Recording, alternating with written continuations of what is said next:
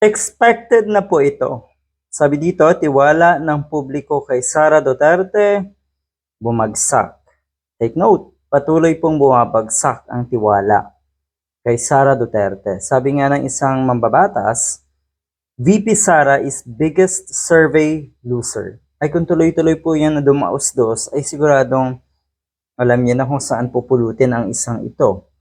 Ano ang mga dahilan kung bakit nangyayari ito? Kagagawan din niya mismo. Dahil katulad nga ng sinabi natong kongresista na ito, hindi naman daw ito ikinagulat.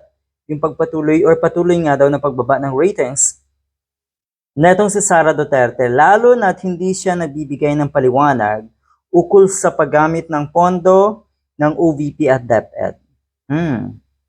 Pera kasi talaga ng taong bayan yan. Ang pinag-uusapan dito ay pondo ng taong bayan, ng gobyerno, kaya't obligasyon niyang magpaliwanag. Ang mga kinikwestiyon, hindi tamang paggugol ng pondo. Yan po ang tinura ng isang kongresista.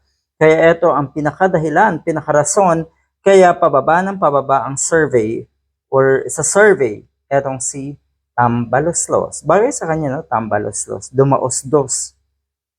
Pakiwari nga daw ng ilang kongresista ay bababa pa ito ng tuloy-tuloy dahil daw galit na ang mga tao. Totoo yun.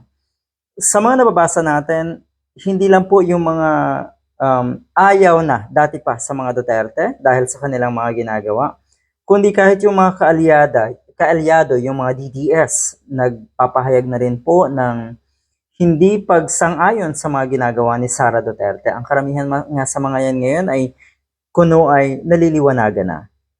Kaya, sumusuporta na uli kay Marcos Jr. Unity niyan eh. So, di ba? Nag-side sila kay Sara Duterte, naglabasan itong mga katiwalian.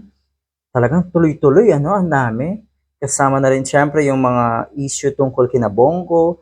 Basta sa circle na itong mga Duterte, maglalabasan lahat ng bahon ng mga yan. Yan po ang pinakarason.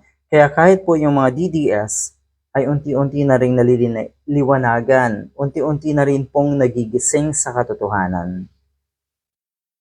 So bababa pa daw ito, expected yan, dahil eto nga, people expect public officials to be transparent in the use of government funds. Yan naman ay common sense kasi, di ba? Ay kung ikaw ay isa sa mga sumasang-ayon na sige, wala tayong pakialam kung paano ginastos ang pondo ng DepEd at ng OVP natong si Tambaloslos. Kung ganun ang kaisipan niyo po, kayo po ay kawawa. Kayo po ang pasakit sa ating bansa. Mga katulad niyo po ay dapat walang puwang sa ating lipunan. Good luck.